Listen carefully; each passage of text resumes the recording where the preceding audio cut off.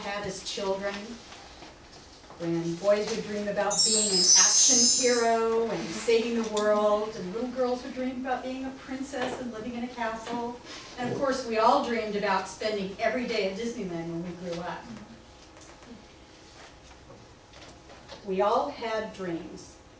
Where are your dreams now? Did you just stash them away in a box somewhere? Could you find them today if you wanted to? Randy Pausch said that dreams are something we should not lose sight of. They are our inspiration.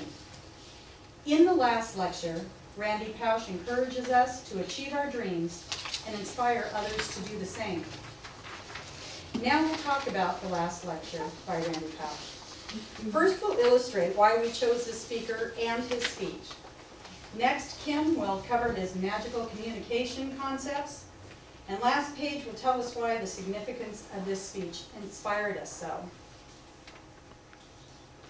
Before we get to the heart of our talk, we'll introduce Randy to those of you who are unfamiliar with his exceptional personality, this person who touched so many lives.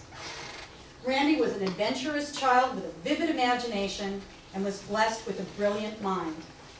He identified his childhood dreams early on and held fast to each one of them throughout his life. He seized every opportunity and overcame each obstacle along the way. But it was his sheer determination that let him capture most of his dreams.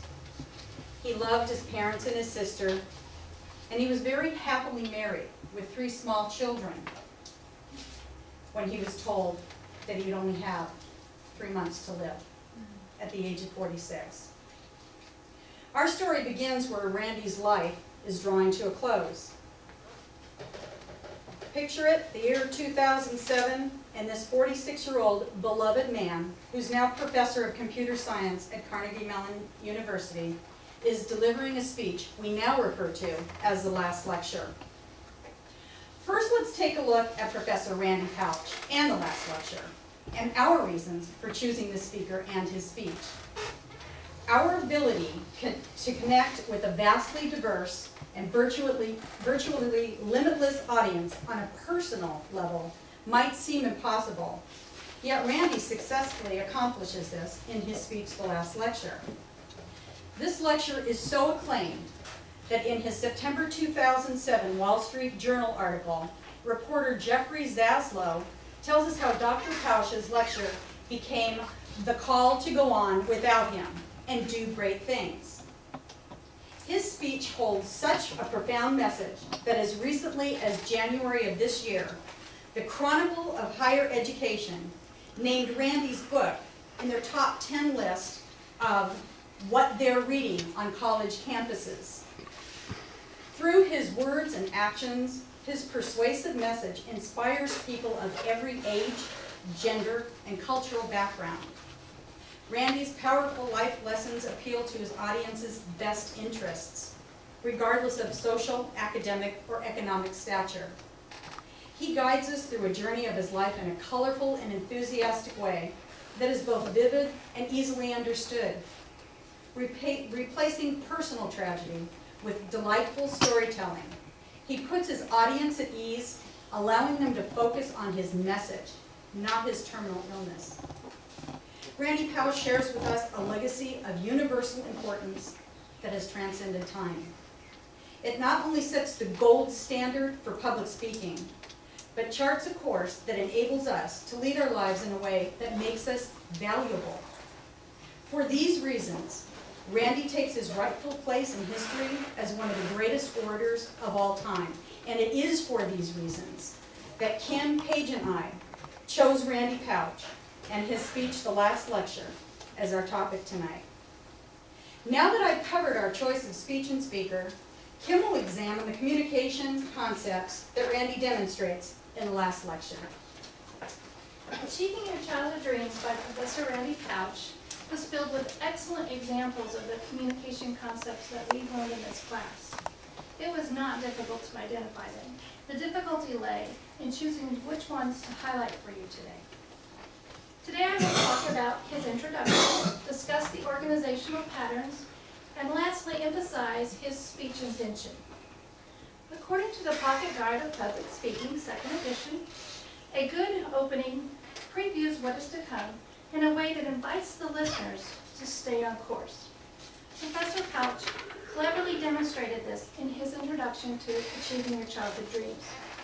He begins with his attention getter by not only grabbing the audience, but also putting them at ease by introducing the elephant in the room, his pancreatic cancer.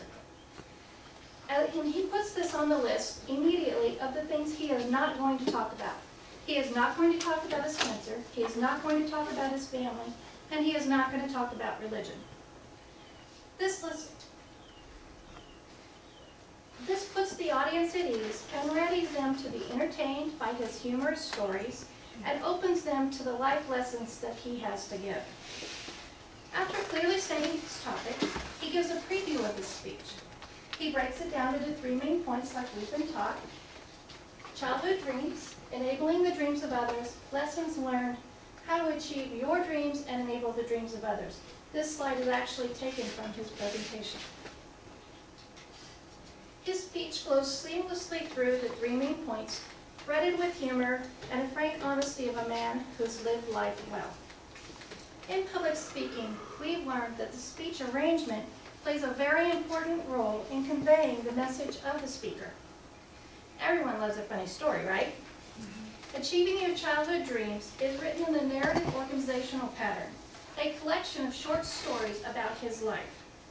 In the article, Randy Pouch, the dying man who taught America how to live, published in The Independent, March 25, 2008, Tim Walker affirms, Americans who have recently learned to love public speaking, it has provided a timely reminder of how life ought to be lived. The audience can't help but get carried away as Professor Pouch humorously highlights his life journey by using anecdotes, small, clever stories to drive home the life lessons that he delivers in such a humble and honest way. One such story is his dream to play national football. In fact, he did not accomplish this dream.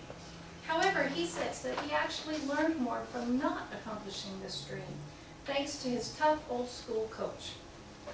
A self-described nerd, and it's the smallest child on the team, Professor Pouch describes a day when the coach had been especially hard on him.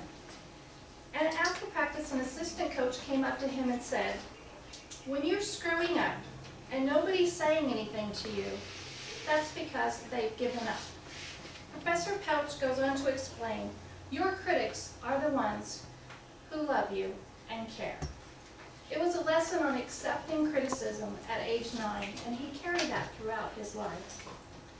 As one of the 5 canons of rhetoric, invention is in adapting the speech information to fit the audience. Professor Pouch masterfully prepares Achieving Your Childhood Dreams for a broad audience of both students and peers.